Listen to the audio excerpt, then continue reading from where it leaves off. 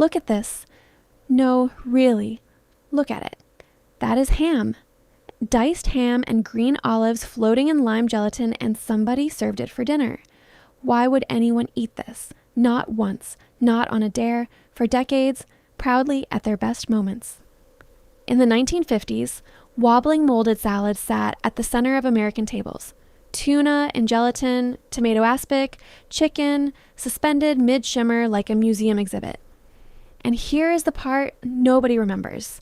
This was not a mistake. It was fancy. It was the good china of food. There is a real story here, a rise, a fall, and an ending that is honestly kind of sweet. Because by the end of this, you will know exactly why Grandma made it and why she stopped.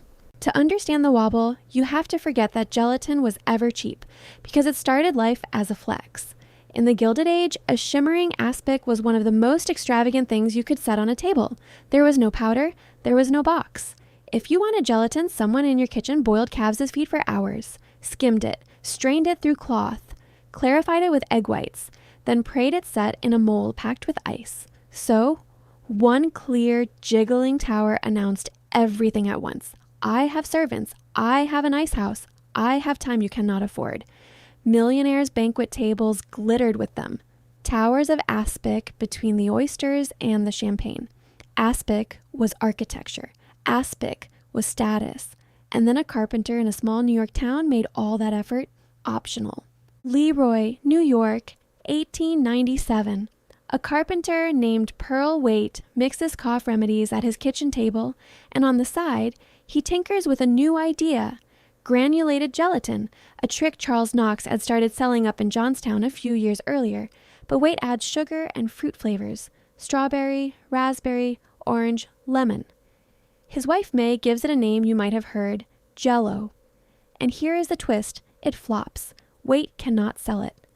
So in 1899, he hands the whole thing to a neighbor, Orator Woodward, for $450. One of the worst deals in food history.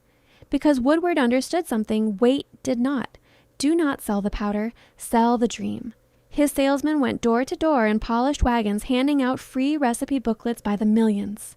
Within about a decade, Jell-O was $1 million business. The luxury of robber barons now cost a dime.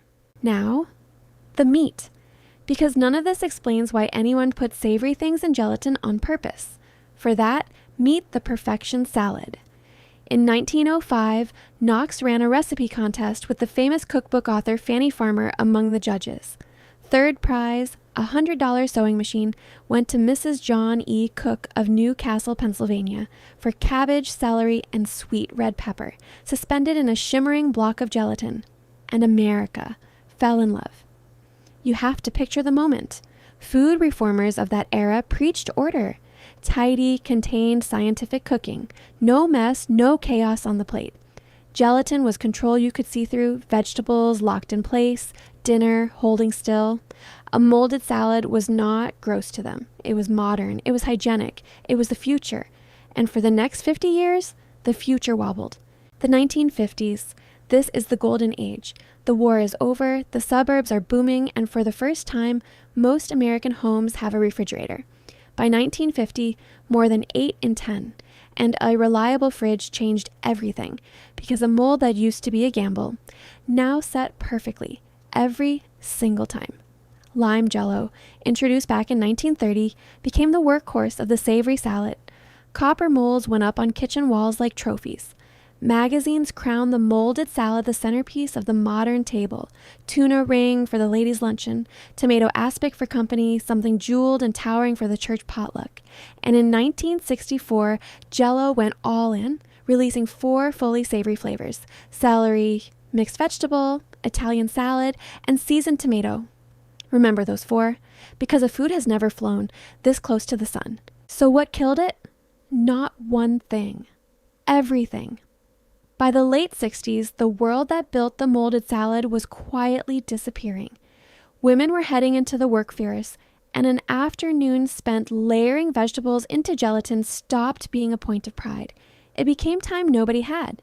The counterculture wanted food that was fresh, natural, alive, and nothing on earth looks less natural than a tomato.